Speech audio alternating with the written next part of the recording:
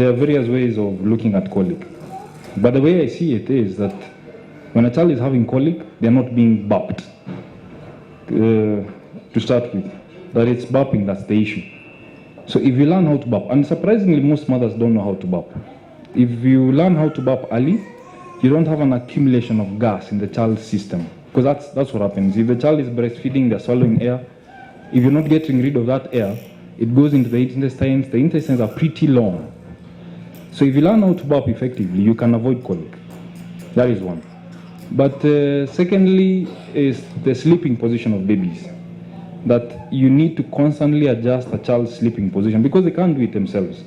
They don't have too much strength. You will notice that if you leave them in one position, before they learn how to roll over, they'll stay in that position for quite a bit of time. So you consistently change a child's position, and once in a while, when it looks like they're very colicky, you can put them in, well, that would need to be demonstrated, but in a sleeping position where they're lying on their tummy, but you're watching them. We are very afraid of putting babies on their tummies now because of something called SIDS, sudden infant death syndrome.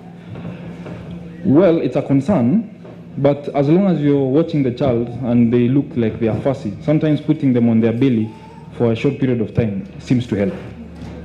The other thing that you could actually consider is a pacifier. But if the child is very fussy and it looks like the colic is not responding to any medication that your doctor or your advisor has given, you could consider using a pacifier, because a pacifier actually, it soothes the child. If you let the child stay on the breast for too long, you don't do anything else yourself. So the pacifier can help. The last thing is that sometimes what is considered colic is actually not colic. A child could have reflux. The symptoms of reflux and the symptoms of colic are pretty much the same. The child is fussy, they cry all the time, they bring up milk. What they're probably having is heartburn. So before you consider that it's colic, probably get advice that it could be something else. As a father of 3 boys, I want to ask a follow-up question to one of the comments you made. Yes. You said one of the key challenges is that mothers do not know how to burp babies correctly. Yes. What is the right way of burping babies? The stomach is just below the ribs on the left. After a little bit of experience and you keep experimenting with different positions, you will find a position that works for your child almost every time. Because burping needs to be as close to 100% of the time after feeding as possible. Because that's the only way you will really avoid colic. So you can hold the child. Can I have a baby?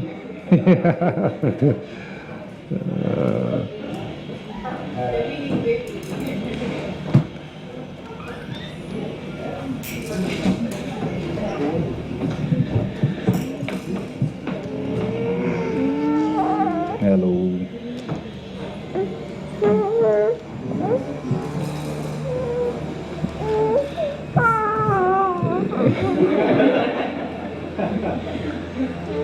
Now, if you most of us know the shoulder position. If you're going to use the shoulder position to burp a child, now remember that a child's stomach is just below the ribs on the left there. I can find it easily because I know how it is, but there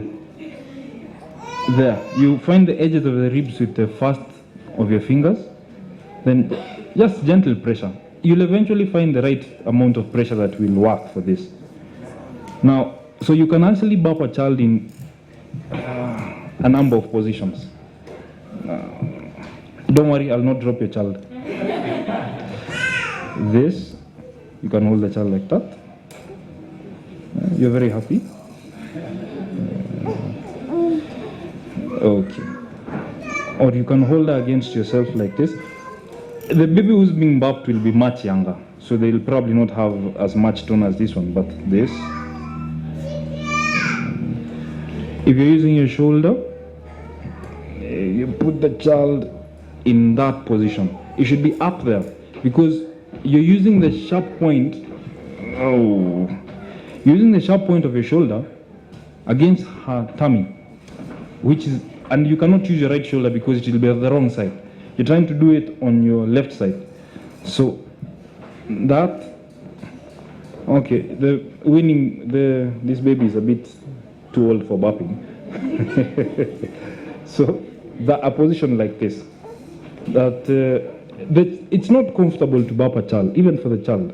They'll be fussy, they'll kick, but so you're looking for two things. Either there's a sound, the sound that they make when they burp, or a bit of milk comes out.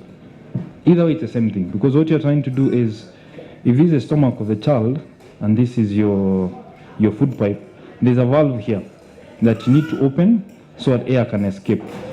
Pressing on the stomach will mean that some of the milk that they've taken, once they've burped, some of the milk will come up. So either the sound or a bit of milk, or you can use your thigh like this. You don't like that one? Okay. So this. Okay, fine. Okay. Or if you're lying down, you can actually use the side of your body, because as long as you remember that you're trying to put the child on the left side against pressure. So even when you're lying down, you can actually burp a child when you're lying down. So experiment. Any subsequent mother that you meet, they'll always ask you, because they've had, everyone believes that someone who's had a child before them has a little bit more knowledge about babies than them. So show them, even if it's not for yourself, well, you'll So, because the earlier it is that a child learns, the mother and child learn how to burp, the better for the both of them. They're more comfortable, they feed better, they sleep better. If the mother is sleeping better, there's more milk. So it's a win-win situation if we can start burping early. All right. Have I answered your question? No.